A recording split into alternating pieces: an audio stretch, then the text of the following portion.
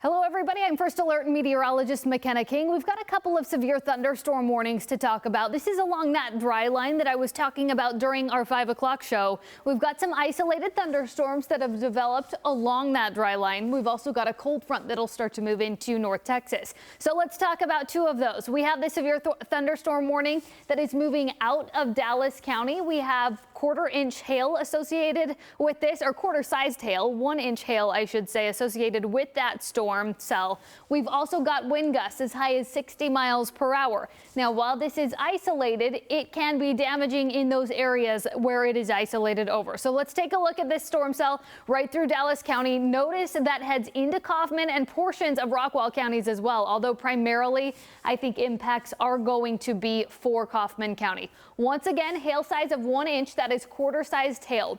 Once hail starts to get upwards of 1 inch, that's when it can start to do some damages to roofs and also to those vehicles. So that's something that we'll watch closely as this storm continues to progress farther to the east. 60-mile-per-hour wind speeds associated with that cell. Notice this is going to pass just to the southwest of Forney, and that is going to head right toward Kaufman. This is going to be over the course of the next 30 minutes or so. So that is an area that we will watch closely. Now let's take a look down to the south of us. This is for Johnson County. Also a severe thunderstorm warning in place there. This is just south of Joshua. Same story goes there. We've got that quarter-sized hail, upwards of 1 inch there. That's when it can start to cause some of that damage. Wind speeds there right close to that 60-mile-per-hour range. So once again, want to give you that wide view of what we're looking at across the region. We've got just this isolated shower activity developing right along that dry line. This is close to the 35 corridor, the bulk of this activity. Notice across the rest of North Texas, we've got a shower setting up right close to Sherman. That is moving just over the Red River. Reason for showers to our north is that cold front that will move through North Texas and bring additional shower and storm activity overnight. For now, though, that dry line setting up right close to that 35 corridor, that is creating enough lift in the atmosphere to help initiate some of this shower activity and help it to overcome some of the dry air in our lower levels. So these are areas that we are watching. Once again, if you do live in the eastern portions of Dallas County, this is south of Garland and headed right to the southwest of Forney just in the next couple of minutes here. This storm will head into Kaufman County, where we've got that 1 inch quarter-sized hail, and on top of that 60-mile-per-hour wind speeds associated with this.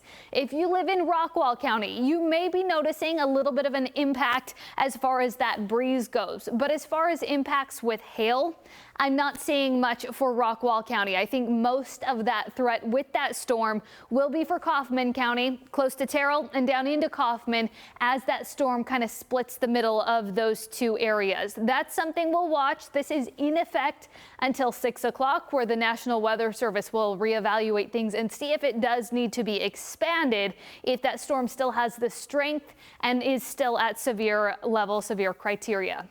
Once again, we've got that cell in Johnson, also producing 60-mile-per-hour wind speeds there. We have quarter-sized hail, and that storm is hanging on to its strength. You'll notice just one lightning strike associated with it, but if you are hearing those rumbles, of course, that's when it is time to step inside. This is going to pass just to the northeast of Parker as it continues that track off to the east-southeast in the next 30 minutes or so.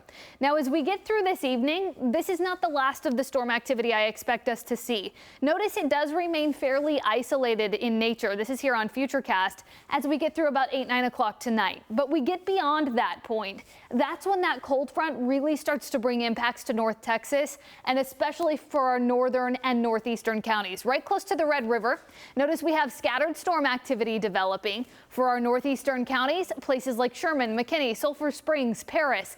Through those overnight hours, you may be awakened to some of those stronger rumbles and some heavier downpours as well as that cold front continues to progress through the region. So that's something that we will be watching through these overnight hours as those storms develop along that front. But once again, right now, what we're seeing is storms developing along our dry line. So I'm going to give you a look at radar once again. I'm taking a look at a couple of these storms where we do have those two severe thunderstorm warnings in place.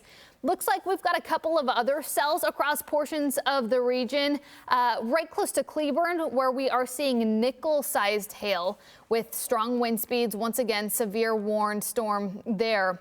And then we've got those severe thunderstorm warnings for Dallas County. This is in place until 6 o'clock, but it is headed out of Dallas County. So watching that pushing in toward Kaufman and just to the south of Terrell, still containing that quarter-sized hail. We're talking hail upwards of an inch in size, and then 60-mile-per-hour wind speeds associated with that. If you live in Forney, you need to make sure that you are headed inside, get into a well-constructed building. While this is expected to pass just to the southwest of you, I think threats are still going to be in place, certainly for those lightning strikes. You don't want to be outside if you can hear those rumbles of thunder.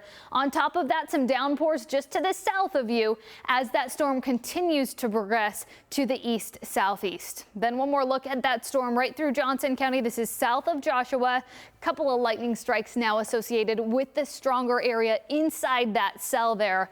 This is overcoming the dry air. That's why we're only seeing a couple of storms on the map here. We do have some dry air in the mid-levels and in the low levels of the atmosphere as well. So it's where those storms get strong enough to overcome that dry air, and then they do start to develop. Once again, there in Johnson County, 60-mile-per-hour wind speeds there. This storm will continue to progress down to the southeast toward Italy and then just south of Waxahachie as we get over the course of the next 45 minutes to an hour or so. But again, gusty winds associated with that system. Going to give you one more look at Futurecast here to show you what we are expecting into those overnight hours. So isolated storm activity as we get through this evening. Then tonight, the cold front starts to progress, cross over the Red River and heads into North Texas.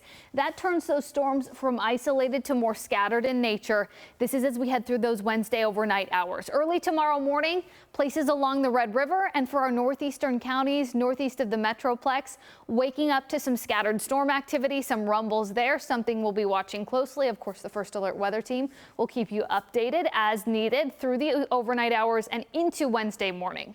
As far as the next 3 days goes, we are going to see these intermittent storm chances. So we head into tomorrow and we'll be looking at rain chances in that 30% range, primarily for those northeastern areas. For the Metroplex, it'll remain fairly isolated in nature. We head into Thursday and Friday, Rangers home opener. Of course, we've got that retractable roof there, but for any tailgaters, we have those 50% storm chances and shower chances for our Thursday. I think those will remain fairly spotty for the afternoon and then increase in coverage and intensity as we head Thursday night and into Friday. Friday, some heavier rain on the way, especially during the first half of the day. We are looking at some widespread rain as we get between now and Saturday. Talking totals during that time period, anywhere from about a ½ inch to an ½ inch for portions of the region. Isolated pockets could see some higher totals as well. Of course, we need the rain, so that's something that we will be watching closely these next couple of days.